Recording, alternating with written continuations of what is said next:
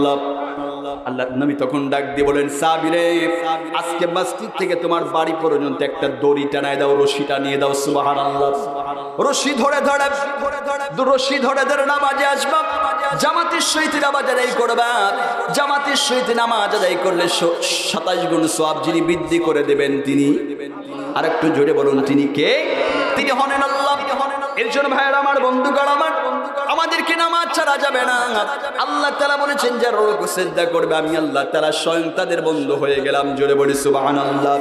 3 নম্বর আল্লাহ তাআলা ডাক দিয়ে বললেন, ওয়া আনফাকু বিম্মা রাযাকনাহুম সিররান ওয়া আলানিয়াতান ইয়ারজুনা তিজারাতান লান তাবুর। জোরে বলি আল্লাহু আকবার।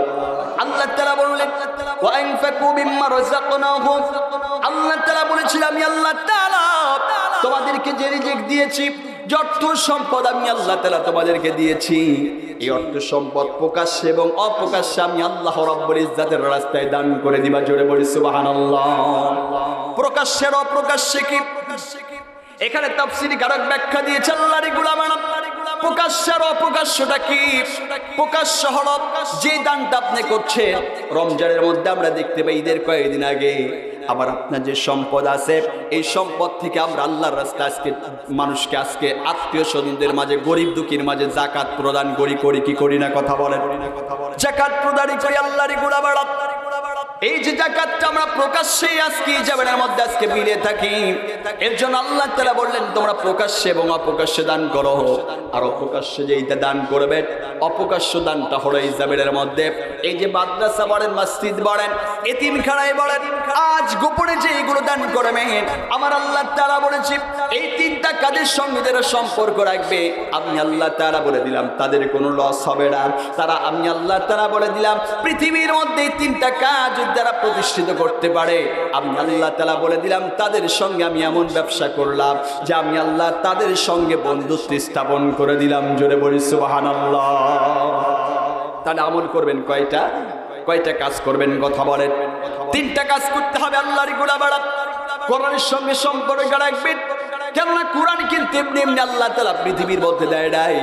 কোরআন কিন্তু রক্তের বিনিময়ে এসেছে, আজকে ত্যাগের বিনিময়ে কিন্তু কোরআন এসেছে। কোরআন কিন্তু ত্যাগের বিনিময়ে এসেছে আল্লাহর গোলামেরা। কেননা আমি আপনাদের মাঝে যে আয়াতটি কারিমাটা তিলাওয়াত করেছি, এই আয়াতের ব্যাখ্যায় আপনাদের মাঝে ইসলাম উপস্থাপন করতে চাই। সময় সংকীর্ণতার এই কারণে সম্মানিত ভাইরা আমার, নবী আরবি সাল্লাল্লাহু আলাইহি সাল্লামকে আল্লাহ তাআলা পৃথিবীতে প্রেরণ করলেন। কেন করেছেন আমরা সবাই জানি। আল্লাহ তাআলা পৃথিবীতে নবী আরবি সাল্লাল্লাহু আলাইহি সাল্লামকে পৃথিবীতে প্রেরণ করলেন কেন? আজকে অন্ধকার থেকে বারোদেরকে আজকে আলোর দিশা দেখানোর জন্য আমার আল্লাহ সুবহানাহু ওয়া তাআলা পৃথিবীতে নবী করিম সাল্লাল্লাহু আলাইহি সাল্লামকে পাঠিয়েছেন। কথা বলেন ঠিক কিনা? আল্লাহ তাআলা নবীকে পাঠিয়েছেন, নবী রক্ত পর্যন্ত গাত থেকে ঝরিয়েছে আল্লাহর গোলাম। সাহাবায়ে কিরাম রক্ত ঝরিয়েছে। আজ সাহাবায়ে কিরামদের যদি জীবনী পড়েন আপনার ঈমান চাঙ্গা হয়ে যাবে।